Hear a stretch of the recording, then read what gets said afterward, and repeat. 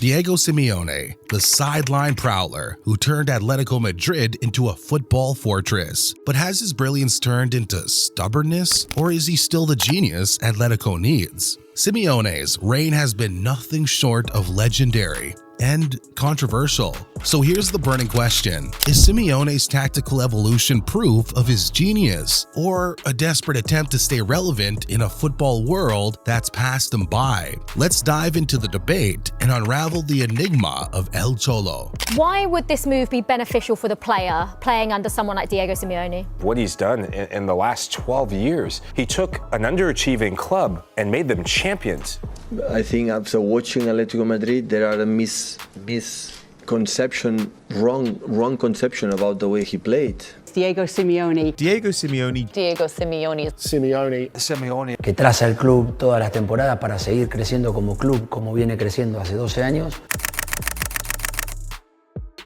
While Real Madrid dazzles with its Galacticos and Barcelona rebuilds with its tiki-taka empire, Atletico grinds out results with sweat, grit, and a Simeone trademark: pure resilience. Diego Simeone has been the heartbeat of the club for over a decade, shaping the team with his intense, no-nonsense approach. When he arrived in 2011, he quickly turned a struggling side into a powerhouse by instilling a defensive philosophy that became Atletico's identity. Fast forward to the 2023-24 season, and El Cholo has been reworking his blueprint. The defensive grit is still there, but now there's a new twist. More fluidity, more creativity. So how does Simeone go from parking the bus to tweaking his tactics for modern football? Let's rewind a bit.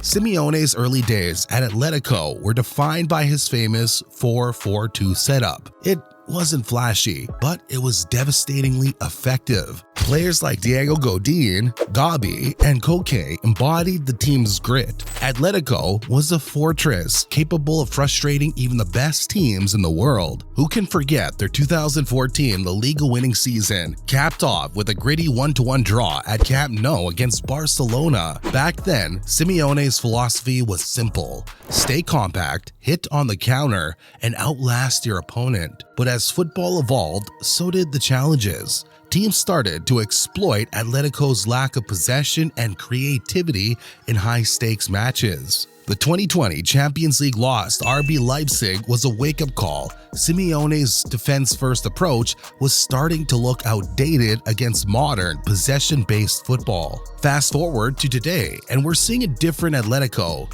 In the 2023-24 season, Simeone introduced a 3-5-2 formation, and it's been a game-changer. This tweak gives Atletico more control in midfield, allows wingbacks to push higher, and keeps the defense solid.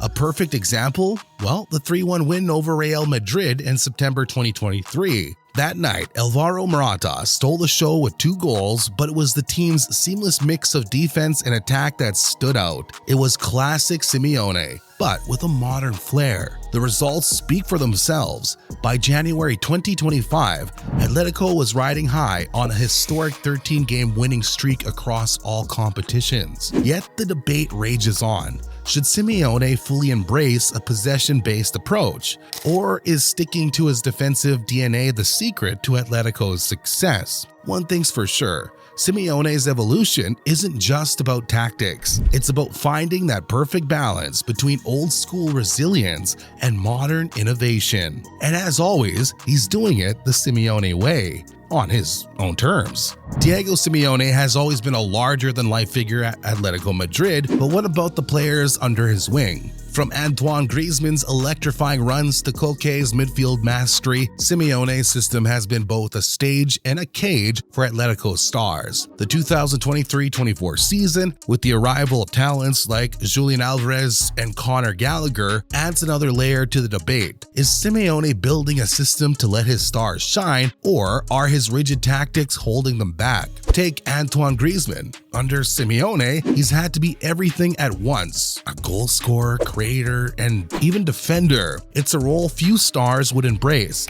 yet Griezmann's 15 goals and 10 assists this season prove he's mastered it. Then there's Koke, Simeone's trusted lieutenant, and Atletico's midfield metronome. Under Simeone's system, Koke has evolved from a young playmaker into a relentless engine, often sacrificing personal glory for the team's structure. Sure, he's not hitting the Hollywood passes every week, but he's the glue that holds Simeone's sometimes chaotic chessboard together. Is it glamorous?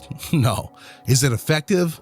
Absolutely. Now, the new kids on the block, Julian Alvarez and Conor Gallagher. Alvarez, a dynamic forward, seems born for Simeone's counter-attacking game. His pace and finishing have added a fresh edge to Atletico's attack. Yet you wonder, could he offer even more in a system with more possession? Meanwhile, Gallagher, known for his energetic box-to-box style, fits right into Simeone's philosophy. The man loves a good midfield battle, and Simeone's training sessions probably feel like a gladiatorial combat to him. But Simeone's system is a double-edged sword. It demands total sacrifice, which can stifle creativity. Players like Griezmann and Alvarez often look like they're towering the defense line with one foot while trying to score with the other. Yet this same system also creates heroes. Look at Atletico's Champions League runs. Simeone's structure brought out the best in his players when it mattered most. So is Simeone holding back his stars? Sometimes, yeah.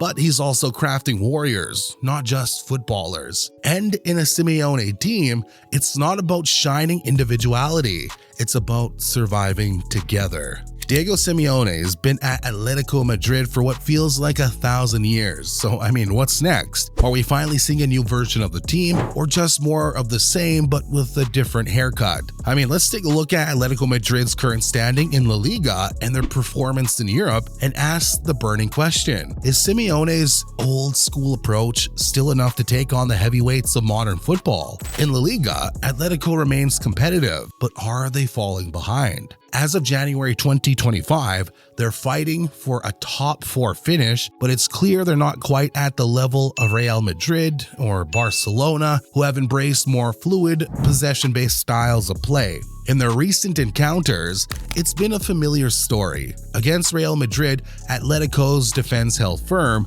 but the attacking spark wasn't enough to get the win, and they lost 2-1. Against Barcelona, a 1-1 draw in December left fans frustrated, as Simeone's rigid setup didn't allow Atletico to maintain enough possession or create significant pressure. As one fan put it, "We defended well, but without possession and control, it's tough to win against the best." And then there's Atletico's performance in the Champions League. Remember Atletico's fairy tale run to the 2014 Champions League final? Well, that grit, that fire, that's the Simeone DNA. But does it still work today? As of January 2025, Atletico managed to make it out of the group stages, but that's about as far as they've gotten in recent years. Sure, they got that trademark defensive resilience, but it feels like they're lagging behind the likes of Manchester City and Bayern Munich, who combine attacking flair with defensive discipline. Can Atletico realistically make a deep run with a system that prioritizes counter-attacking over possession-based build-ups? The answer is unfortunately still up in the air. So can Atletico still win titles with the quote-unquote old ways? Well, Simeone's tactics are undeniably effective in certain matches. The defensive solidity and counter-attacking are staples of Atletico's success. But the problem is this: modern football has evolved. Teams like Real Madrid and Barcelona now play with more fluidity, technical ability, and creativity in possession, something that Atletico can sometimes struggle with, to say the least. While Atletico may still pull off the occasional title win, it's becoming clear that their old school, gritty defensive style isn't always enough to compete with the new generation of footballing giants. Sure, Atletico can frustrate opponents defensively, but in 2025, can they consistently break them down in attack? That's the question. This season isn't just another chapter in Simeone's story. It's a potential final act. Can his tweaks bring silverware? Or will Atletico fans start to wonder if it's time for, a new era? So what do you think? Is Simeone still the tactical mastermind Atletico needs, or is his defensive philosophy holding them back? Are we witnessing his legacy evolve or unravel? Let us know in the comments below.